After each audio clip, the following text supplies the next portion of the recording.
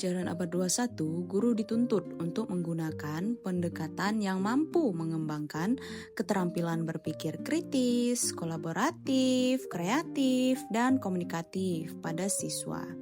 3 pendekatan yang sering digunakan dalam pembelajaran modern adalah pendekatan scientific, project-based learning atau PJBL, dan depth learning. Nah, sekarang kita masuk ke scientific approach definisi. Pendekatan saintifik adalah proses pembelajaran yang dirancang agar peserta didik aktif membangun pengetahuan melalui tahapan ilmiah, yaitu mengamati, menanya, mengumpulkan informasi, menalar, dan mengomunikasikan.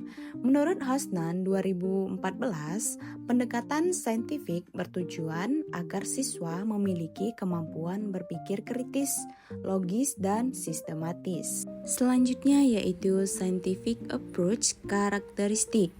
Karakteristik utama pendekatan saintifik adalah adanya interaksi langsung antara siswa dengan objek belajar melalui proses ilmiah. Siswa diajak untuk mengamati fenomena, mengajukan pertanyaan, mengumpulkan data, menganalisis, dan menyampaikan hasil temuannya. Sekarang kita masuk ke manfaat pendekatan saintifik antara lain, yaitu melatih berpikir kritis dan logis. Selanjutnya, mengembangkan rasa ingin tahu. Selanjutnya, membuat pembelajaran lebih bermakna. Dan selanjutnya sesuai dengan kurikulum 2013. Nah, sekarang kita masuk ke project based learning. Definisinya, project based learning atau yang biasa kita sebut PJPL adalah model pembelajaran yang memberikan kesempatan kepada siswa untuk bekerja dalam jangka waktu tertentu guna menyelesaikan sebuah proyek. Menurut Thomas 2000, PJBL menekankan pada investigasi mendalam terhadap suatu topik atau masalah nyata yang menghasilkan sebuah produk. Selanjutnya yaitu proses project based learning. Proses PJBL dimulai dengan merumuskan pertanyaan atau masalah nyata yang relevan dengan kehidupan siswa. Selanjutnya siswa menyusun rencana, melaksanakan proyek, memonitor perkembangan, dan akhirnya mempresentasikan hasilnya. Menurut Morrison 1999, PJBL dapat meningkatkan motivasi belajar siswa karena mereka terlibat langsung dalam proyek nyata. Lanjut ke PJBL bermanfaat untuk yang pertama, mengembangkan keterampilan 4C yaitu critical thinking, creativity, collaboration, dan communication. Selanjutnya menghubungkan teori dengan praktik. Dan selanjutnya mendorong tanggung jawab belajar. Dan yang terakhir yaitu meningkatkan motivasi dan keterampilan manajemen waktu. Sekarang kita ke definisi depth learning.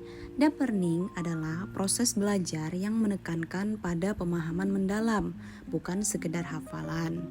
Menurut Biggs 1999, depth learning terjadi ketika siswa memahami makna konsep, menghubungkan ide, dan mengaitkan materi dengan pengalaman pribadi. Hal ini berbeda dengan surface learning. Nah, ada lagi karakteristik depth learning. Yang pertama yaitu siswa berusaha memahami inti konsep. Selanjutnya menghubungkan pengetahuan baru dengan pengetahuan sebelumnya.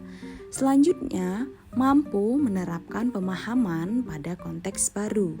Nah, menurut Marton dan Saljo 1976, depth learning menuntut keterlibatan aktif siswa. Nah, teman-teman, dapat kita simpulkan ketiga pendekatan ini memiliki peran penting dalam menciptakan pembelajaran yang bermakna.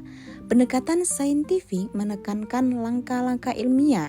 PJBL menekankan keterlibatan dalam proyek nyata, sedangkan depth learning menekankan pemahaman mendalam.